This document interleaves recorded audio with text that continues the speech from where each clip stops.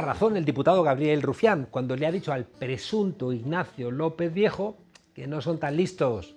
Digo presunto, porque todos los que salen en los papeles de Bárcenas o de Villarejo con sus iniciales y sus apellidos dicen que ellos no son.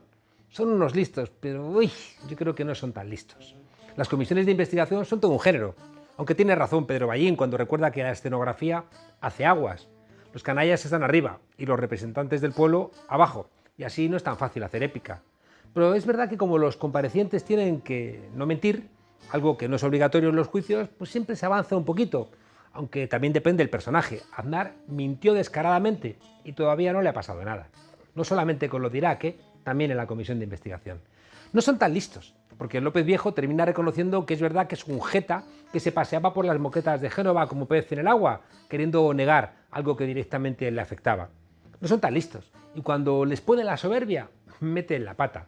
Son tan soberbios que les lleva a los demonios que gente a la que desprecian les acorrale, a ellos que van a colegios exclusivos y a restaurantes exclusivos y a discotecas exclusivas precisamente para no tener que juntarse con los que consideran una gentuza.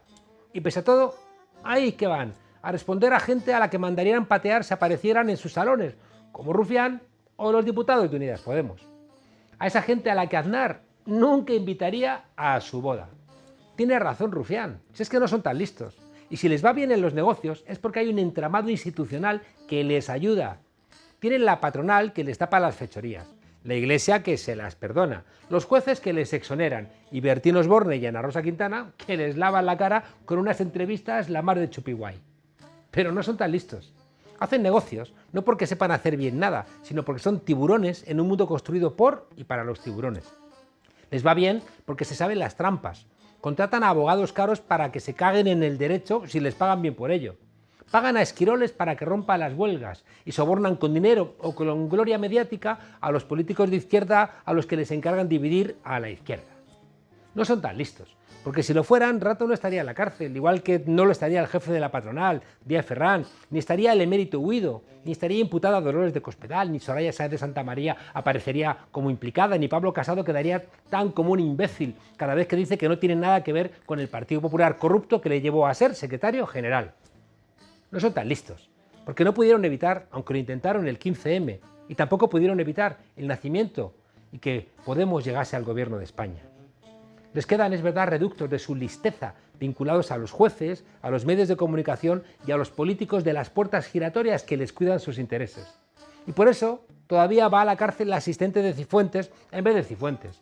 Por eso ofrecen los fiscales acuerdos a los que contratan a Villarejo fechorías. Por eso entrevistan día sí y día también a Díaz Ayuso, que es la protegida de Cifuentes, que era la protegida de Dolores de Cospedal. O por eso todavía son capaces de repartirse entre los empresarios de siempre créditos ICO o ayudas de Europa, o frenan que se le pueda meter mano de verdad a las eléctricas, aunque un poquito se ha hecho. Y por eso, por estas cosas el PP aguanta. Porque si el PP fuera un partido de izquierdas, os insistimos, ya estaría ilegalizado. Pero no son tan listos, porque nosotros, que siempre hemos sido los tontos de nuestra triste historia, sabemos que no son tan listos y que lo que son, tenemos todas las pruebas, son unos sinvergüenzas. Bienvenidos a la frontera, desobedientes. El pasado domingo, Rosalía Iglesias, la mujer de Bárcenas, ingresaba en la cárcel de Alcalá para cumplir la condena de casi 13 años de prisión que ratificó hace unas semanas el Tribunal Supremo. La Audiencia Nacional ha aprobado que el Partido Popular tenía una caja B desde al menos el año 89, una estructura financiera y contable paralela a la oficial, que se nutrió de aportaciones de la trama corrupta. Hablará ahora Bárcenas. Hemos llegado hasta aquí, sin embargo, porque otra gente antes ha hablado. ¿Son los arrepentidos héroes o traidores? Es evidente que sin su colaboración, la mayor trama de corrupción de este país hubiera quedado oculta. ¿Les debemos los servicios prestados? Rajoy le pedía a Bárcenas que fuera fuerte. ¿Qué pedimos nosotros a la gente que denuncia a los corruptos? Esta noche vamos a preguntárselo a José Luis Peñas, exconcejal del Partido Popular de Majadahonda, quien grabó durante 2 años en secreto a Francisco Correa. Denunció la trama Gürtel, ayudó a desentrañar el sistema de las empresas de Francisco Correa. Se le reconocieron los servicios prestados, pero fue condenado a 4 años de cárcel por haber formado parte de la trama y haberse lucrado con ella. Y esta noche, ya digo, a José Luis Peñas, ¿cómo estás? Muy bien, encantado de estar aquí contigo. Oye, la gente que al final decide contar lo que sabe después de haber pertenecido a alguna trama corrupta, ¿son héroes o traidores? Bueno, yo creo que somos personas, ya me incluyo, que en un momento dado decidimos hacer lo que se tiene que hacer, ¿no? Posiblemente, no sé si denominaría lo correcto, hacer lo correcto. Eh, Sin duda alguna, traidor, ¿a quién? A nadie. Héroes tampoco, no nos han pedido que vayamos más allá de lo estrictamente necesario. Te lo pregunto, José Luis, porque siempre en la lectura popular Sí. no hay como que parece que quien cuenta las cosas, ¡ay! ¿No? La Es, cultura ese del chivato, pero por otro lado en otros países, sí, es correcto. verdad que al revés, gente como Assange o como Snowden son héroes. Sí, es correctísimo lo que acabas de comentar. He hablado con muchísima gente de prensa y en países como Holanda, Centro Europa, Norte de Europa, denunciar es lo más normal del mundo. Si tú tienes que sacar el cubo de la basura a las 7 y lo sacas a las 8, el vecino te denuncia y es lo más normal del mundo. No te llaman chivato ni te llaman nada. Estamos más acostumbrados a querer a Luis Candelas que al policía, por ejemplo, posiblemente que le cogió, ¿no? ¿Cuál es el problema de base que tenemos ahora mismo en España? Que el sistema no nos tiene en cuenta. No hay entonces, la ley no hace diferencias entre nadie, ni traidores, ni valientes, ni héroes. Entonces, no es como en Estados Unidos, que todos hemos visto películas, aparte de que el sistema lo tiene, la protección de testigos. En Francia está la figura de los alertadores. Y bueno, la Unión Europea yo creo que se ha dado cuenta de este tema, de este problema, con una directiva que sacó el año pasado para defensa de los denunciantes, alertadores, whistleblowers, que yo creo que lo que pretende es que los Estados miembros de la Unión reciban esa directiva en su Código Penal. Porque a día de hoy no es que los fiscales hagan mal su trabajo o los jueces hagan mal su trabajo, sino que el sistema impide que se nos reconozca como algo distinto a héroes o a villanos o a merecedores de nada. Simplemente la complejidad de este tipo de delitos societarios, de corrupción, hace que si no cuentas con alguien de dentro sea casi imposible Claro. llegar al fondo de los asuntos. Claro, es que no sabríamos nada de la Gürtel, el Estado no habría recibido la cantidad de dinero que ha recibido, Bárcenas no estaría en la cárcel, ni el Partido Popular estaría señalado si tú no hubieras contado todo lo que habías contado. Sin embargo, déjame que demos un saltito y ahora entramos otra vez en esa historia, porque, claro, Bárcenas acaba de decir que si negocia favores, ¿no?, procesales para, más que procesales, penales, ¿no?, para su mujer, pues está dispuesta a contar todo lo que sabe de la caja B, de la Gürtel. Sí, la ley, como se suele decir, la ley absoluta es absolutamente injusta, ¿no? Por eso hay mecanismos dentro del derecho penal y dentro del derecho penitenciario para que esa pena no sea tan excesiva como es en el papel, porque al final una ley no es más que tinta sobre papel. ¿Cuál es el problema que yo siempre he dicho de señor Bárcenas o de señor Correa? Es que esto lo tenían que haber hecho el primer día. Tanto en credibilidad como en aportar a la justicia culpables hubiera sido muchísimo más grande, ¿no? Yo entiendo que ver a tu ser querido entrando en cárcel tiene que ser lo más horroroso que hay en este mundo. Eso es evidente. Yo no sé hasta qué punto puede él ahora mismo aportar datos, pruebas, testimonios sobre determinados personajes. ¿No crees que pueda tirar de la manta, que haya cosas detrás? Hombre, la Kitchen le debió hacer mucho daño en ese sentido, ¿no? Tener una persona de tu confianza como era su chofer, que ayudó a los servicios del Estado a conseguir ocultar esas pruebas. Yo no sé si se habrá guardado algo. Yo entiendo, el señor Bárcenas, cuando yo estaba en el Partido Popular, era un gran referente, y no porque fuera ningún paniaguado, sino porque era una persona de mucho peso, porque era una persona, yo creo que inteligente y que sabía lo que se hacía. Yo espero que lo sepa, ¿no? Él, de todas maneras, creo que puede conseguir un buen trato. Sé que hay otros condenados que han conseguido tratos con la justicia, están colaborando y, de hecho, enseguida han llegado a un tercer grado, que es lo que te comentaba, que el propio derecho penal tiene elementos para que no sea tan excesivo, ¿no? Y puede ser que consiga un buen trato para su mujer, de lo cual yo me alegraría muchísimo, si a cambio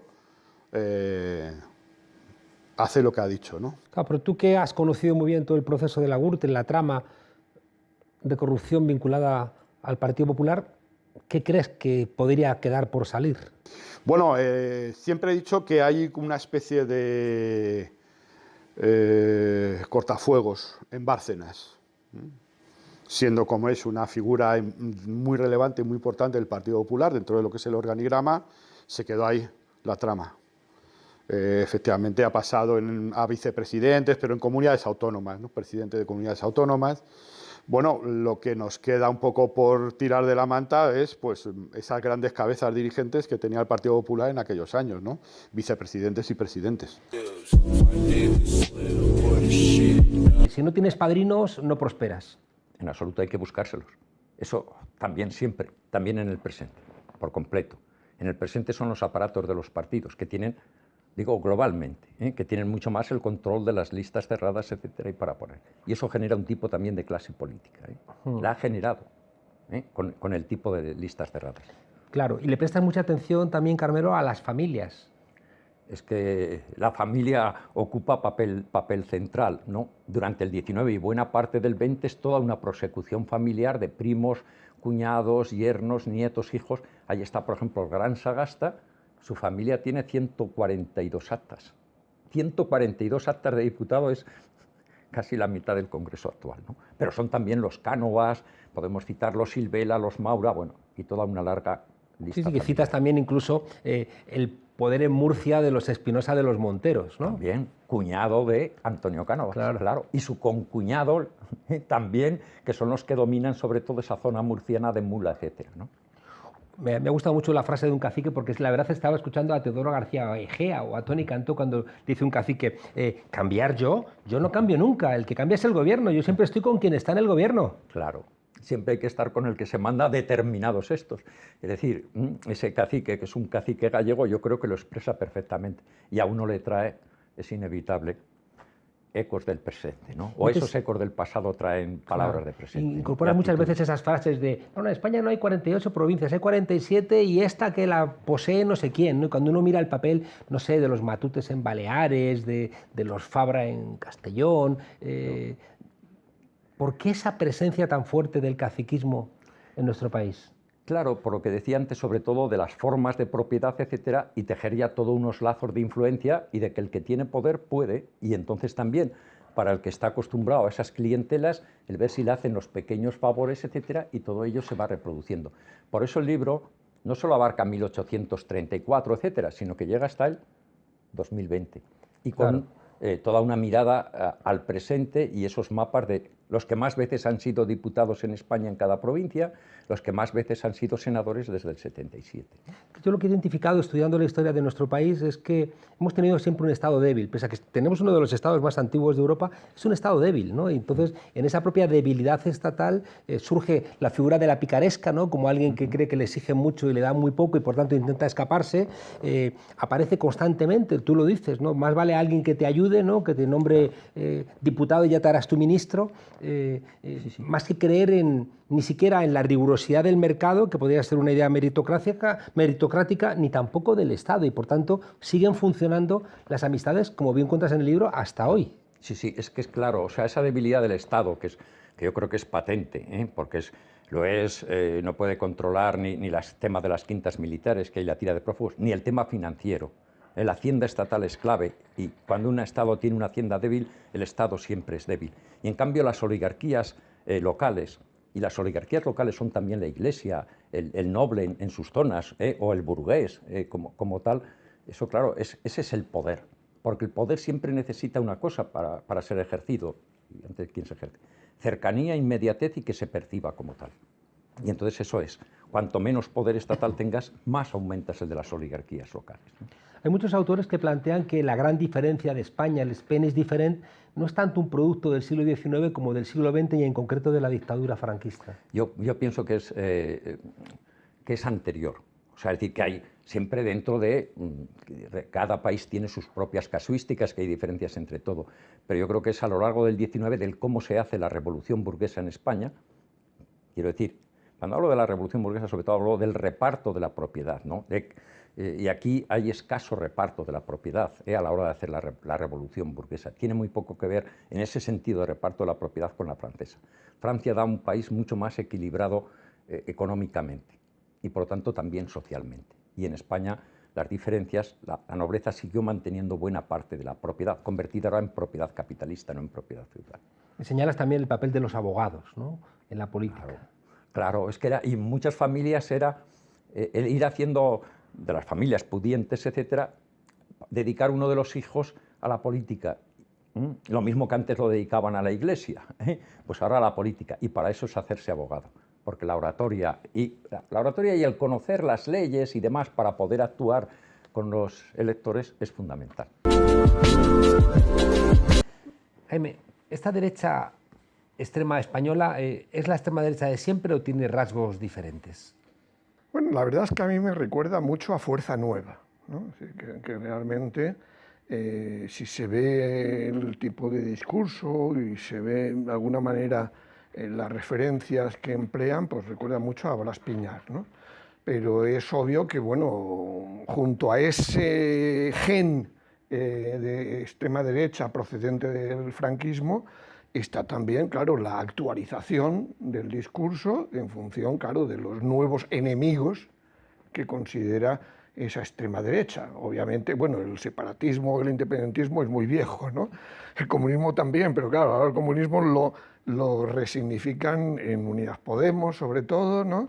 Y bueno, en cualquier movimiento que de alguna manera recuerde que existen alternativas, digamos, al capitalismo y al neoliberalismo. Y luego, claro, en los movimientos sociales y sobre todo en el feminismo, ¿no? Es decir, el feminismo aparece como un enemigo claro, ¿no? Es decir, que es un cóctel entre ingredientes procedentes del franquismo, es decir, ni siquiera banaliza el franquismo, es decir, lo reivindica prácticamente, ¿no? Porque banalizarlo pues lo trató de hacer en el pasado Esperanza Aguirre, ¿no? Pero junto a eso, pues claro, está ese neoliberalismo en lo económico-social, ¿no?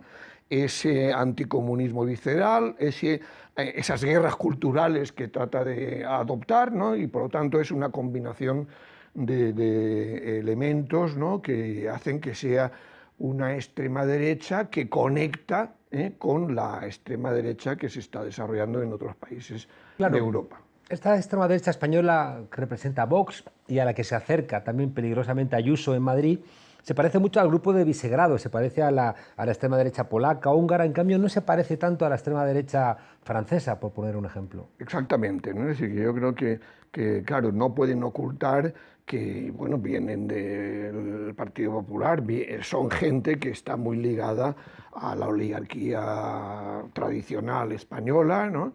Defiende sus intereses, defiende una política ultra neoliberal en el terreno fiscal o en el terreno de las privatizaciones y demás, ¿no?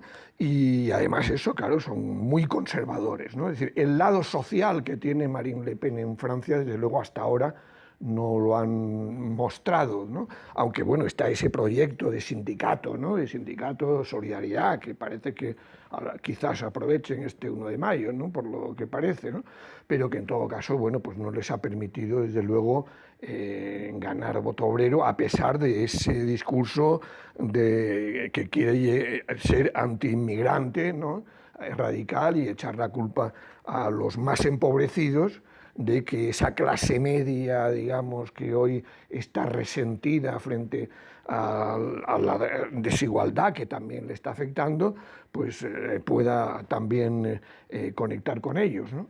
Plantean algunos autores, por ejemplo Boaventura de Sousa Santos, que esta actual crisis del modelo capitalista puede ser representada en su enfado mejor por la extrema derecha que por la izquierda. Representada. Bueno, claro, el problema es ese, que arrastramos una decadencia de la izquierda, ¿no? Arrastramos una izquierda mayoritaria, empleando el término izquierda en términos convencionales, que se adaptó al neoliberalismo, ¿no? Desde Tony Blair, ¿no?, y aquí también con Felipe González, ¿no? Entonces, claro, el problema es ese, que ante una mayoría de gente desfavorecida, pues claro, la izquierda aparece sin alternativa, sin proyecto, es lo que, bueno, pues Nancy Fraser ha denominado el neoliberalismo progresista, ¿no? Y claro, después de ese fracaso, pues claro, pues la extrema derecha encuentra ahí un espacio para crecer y para tratar de aparecer como alternativa al desgaste que sufren las formaciones políticas. Claro, pero lo en hace los sin gobiernos. programa. Es decir, Vox va a estas elecciones en Madrid sin programa. Sí, ese es el problema, es decir, que realmente lo que hacen es un discurso contra, ¿no? Un discurso del resentimiento, un discurso de que detrás de las medidas que se defienden desde la izquierda viene el comunismo, viene el socialismo, es decir, recogen, pero eso claro lo recoge mejor Ayuso, ese elemento de libertad, ¿no? Es decir, la resignificación de la libertad en términos completamente individualistas y antisolidarios, ¿no? Y de defensa de los privilegios y de los derechos de los nativos, ¿no? Frente a los que están más abajo, ¿no? Es decir, De los guionistas de Hijo no te signifiques, de los creadores de Vota cada 4 años y no te metas en política, de los productores de Todos los políticos son iguales, llega dirigido a la clase política en general. Un vídeo que circula por las redes desde hace unos días y que compila todas las falacias de la extrema derecha. Eso sí, con estilo 15M, a ver si cuela. Contar las mentiras de esta gente es un ejercicio de salud democrática, aunque advierto que las imágenes que vais a ver a continuación podrían herir la sensibilidad de cualquier demócrata. A mediados de marzo del año 2020 se decretó en España el estado de alarma bajo la crisis y emergencia sanitaria del COVID-19. Este vídeo no es para todos, sino para unos pocos, los mismos que no habéis parado de pedirnos cosas desde entonces. Que parezca un accidente, en realidad la chica que aparece en el vídeo es una ciudadana que pasaba por ahí, a la que le han pedido unas palabras que improvise, algo casual, dirigido a una pandilla, a unos pocos, a esos que nos han secuestrado en nuestras casas con la excusa del coronavirus. Dejo mis tareas, que son otras y muy relevantes, y os cuento esto, que eso de elegir a los políticos no mola.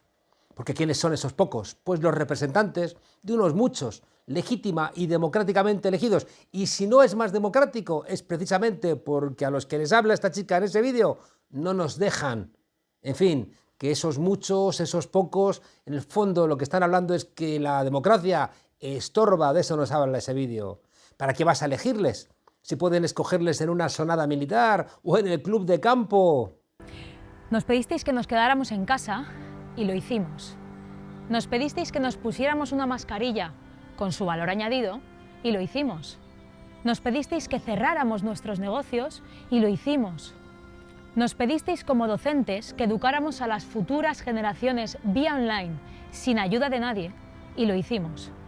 Nos pedisteis como sanitarios que dobláramos nuestros turnos con una bolsa de basura como protección y lo hicimos. El mensaje es el siguiente: esos pocos que dirigen el país desde sus escaños del Congreso de los Diputados, desde el gobierno en la Moncloa, no hacen nada más que pedir cosas. Pedir que la gente se proteja contra una pandemia que ha provocado la muerte a casi 70.000 personas en España y más de 2,5 millones en el mundo. Pues eso no parece tan descabellado, ¿no? A no ser que seas negacionista y seguidor de las políticas sanitarias de Donald Trump. ¿Y qué será lo próximo? ¿Pedir que todos paguemos impuestos de manera progresiva en virtud de nuestra renta? ¿Que todos, jóvenes y menos jóvenes, puedan acceder a una vivienda? ¿Que la igualdad entre hombres y mujeres sea efectiva y real? ¿Que el rey emérito tenga que explicar de dónde proviene su fortuna? ¿Que las infantas tengan que esperar su turno de vacunación como cualquier ciudadano? Es que estos políticos piden demasiado. Se lamenta de que las bolsas de basura de los sanitarios, en vez de estar en los cubos, estuvieran como protección de los médicos. ¡Qué irónico! Los autores intelectuales de este vídeo son los mismos que han defendido siempre los recortes en la sanidad pública, que han defendido las privatizaciones de la sanidad pública durante años. Sin esos recortes, los sanitarios tal vez no hubieran tenido que protegerse con bolsas de basura ni doblar turnos. No dice tampoco este vídeo que el Partido Popular ha cerrado 3.000 camas en hospitales públicos madrileños en los últimos 10 años. Que Ayuso no ha recuperado esas camas pese a la pandemia. Que el Cendal no cubre las camas cerradas que hay todavía en Madrid. Llegados a este punto, es cuando la chica del vídeo empieza a pedir cosas y enseña, como en todos los cuentos de malos y buenos, la patita. Os pedimos que no subáis la luz en plena ola de frío. Os pedimos que no aumentéis la cuota de los autónomos cuando llevan meses sin poder trabajar. Os pedimos que no paralicéis el 20% del presupuesto en investigación pública porque nos seguimos muriendo de cáncer. Os pedimos que blindéis los contratos de las personas que estuvieron en primera línea de batalla, que apreciéis el arte y la cultura de este país, que entendáis que la hostelería es importante para todos. Os pedimos que no subáis el sueldo cuando España se muere. Me imagino que eso de pedir que no se suba la luz iba dirigido a los José María Aznar, a los Felipe González, a los asesores de Endesa, a los consejeros de Gas Natural, a todos los que estuvieron en la política y ahora están en las empresas energéticas, asumiendo esas políticas neoliberales, a todos esos que cambiaron una poltrona azul del gobierno por un sillón en el consejo de administración de cualquier compañía eléctrica. Dicho esto, y por mucho plano corto y mucha musiquilla épica que le pongan, el mensaje es capcioso. Convendría especificar quién ha ido aumentando la cuota de autónomos a lo largo de estos años. Es necesario recordar que fue el gobierno de Mariano Rajoy quien recortó 500 millones de euros el presupuesto dedicado a la investigación, mientras pagaba a Santiago Abascal 80.000 euros al año por estar al frente de una agencia sin actividad y porque todos esos que estaban en Vox estaban en el Partido Popular.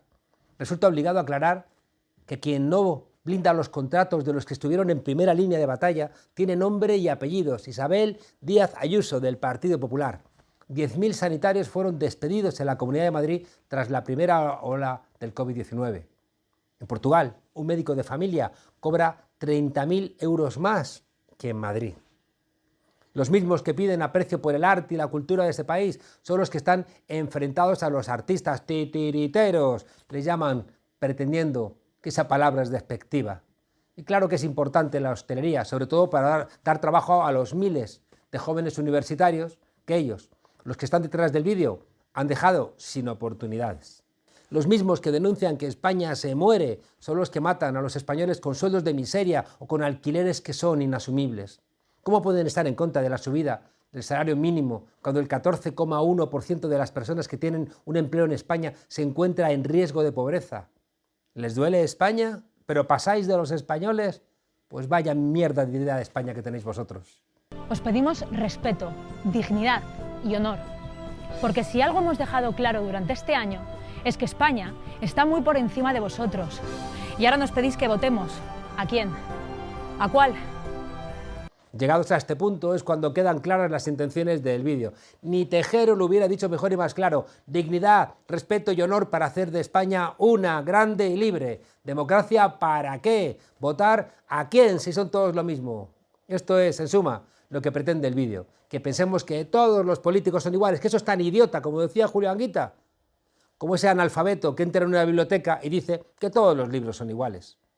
Dicen los del vídeo que da lo mismo financiarse a través de una caja B que reclamar más servicios públicos y bienestar.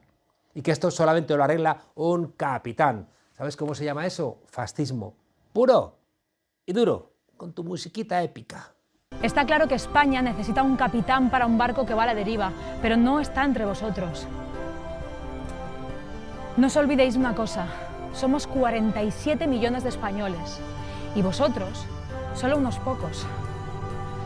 Ah, hola, 2021. ¿Un capitán qué? ¿Parecido a Mussolini, al estilo de Hitler? ¿Otra vez a vueltas con José Antonio Primo de Rivera? No queda muy claro. Y sí, somos 47 millones de españoles. Muchos de ellos, votantes de Podemos, socialistas, nacionalistas, independentistas. No son tan pocos. Detrás de esos pocos hay mucho pueblo. Echad cuentas y os daréis cuenta a vosotros de que esos pocos no están en el gobierno por la gracia de Dios ni por un golpe de Estado. Nos pedisteis que respetáramos los semáforos y lo hemos hecho. Nos pedisteis que no violáramos y lo hemos hecho. Nos pedisteis que no golpeáramos a los niños y lo hemos cumplido. Nos pedisteis que respetáramos los derechos humanos y los hemos respetado. Nos pedisteis que aceptáramos a los negros como seres humanos y lo hemos hecho. Y luego nos pedisteis que no nos pusiéramos el cucurucho de papel de aluminio en la cabeza y nos los hemos quitado. Hay que ser imbécil para ser decente o sensata, solo cuando te lo piden. La próxima vez que hagáis un vídeo, mentid de una manera más creativa. Esto está ya muy visto. Y en vez de contar estas estupideces que bordean el fascismo a Risto Mejide entre justificación y justificación suya de que le saquen un ojo a una ciudadana, vente aquí, a la frontera, a contárnoslo, que te regalaremos una constitución que seguro que te viene de perlas. Por cierto, bienvenida a Democracia.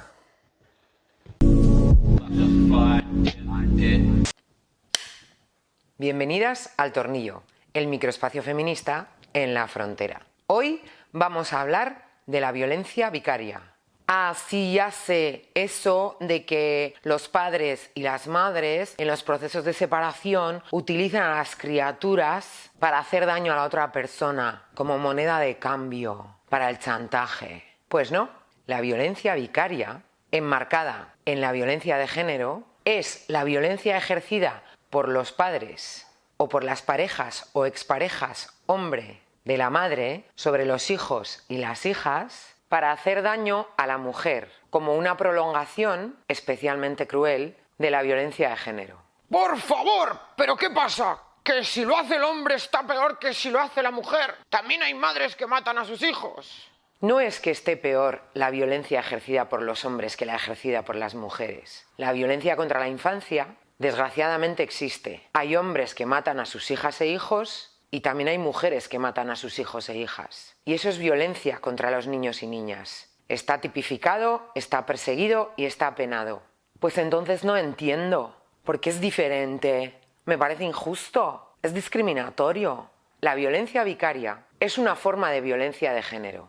La violencia de género está conceptualizada, está definida, está estudiada, está explicada y está penada. Empezamos señalándola, nombrándola y denunciándola desde el movimiento feminista, pero afortunadamente las instituciones, también las internacionales, concretamente el Convenio de Estambul, la explican. Por eso, específicamente, la violencia vicaria se considera así cuando el padre, la pareja o la expareja de la mujer utiliza a los niños y las niñas para infligir sobre la mujer una violencia extrema, cruel, que implica generarle el sufrimiento de tener miedo a perder a sus criaturas o en casos extremos llegar a hacerlo. Y es violencia de género porque es un patrón, porque está legitimada por las creencias sociales y porque esa legitimación hace que sea sistémica. Cuando una mujer vive violencia de género, es cuestionada a la hora de denunciar, es cuestionada en los procesos judiciales y muchas veces es revictimizada porque sus casos se analizan,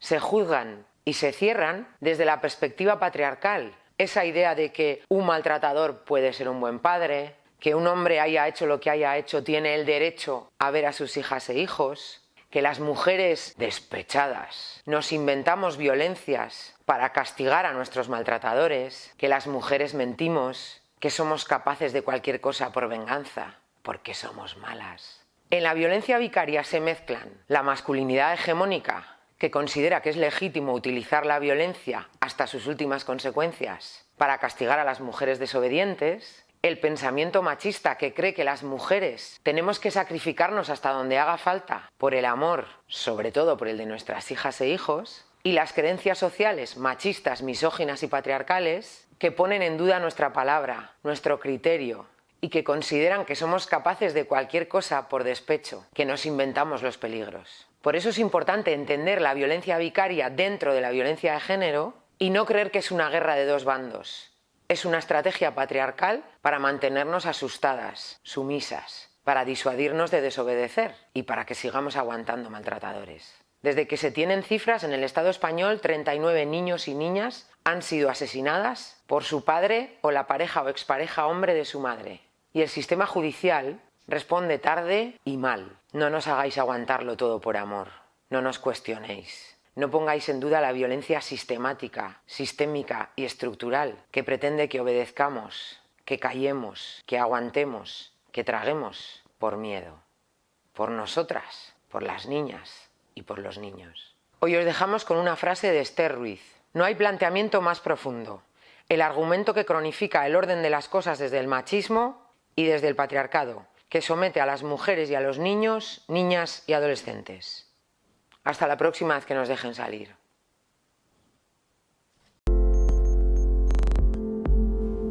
No nos levantamos, Juan Carlos, yo creo que nos necesitamos, ¿no? ¿Nos levantamos? Yo creo que sí. ¿Sí? Sí. No, tú no hace falta, ¿no? Tú nos observas. ¿Yo solamente os observo? Claro. Vale.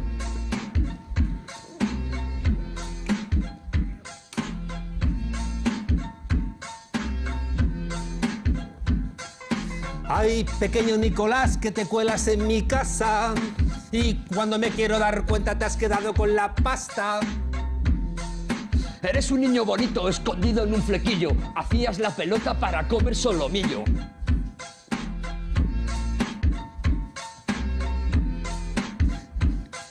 Te juntas con comisarios, firmas cheques, no grafitis. Y te juntas con poderosos, pero no con las pipi. ¡Wow! Y vas diariamente a misa con un ministro piadoso, pero crees en Dios casi lo mismo que en Yogi, el que hacía de oso.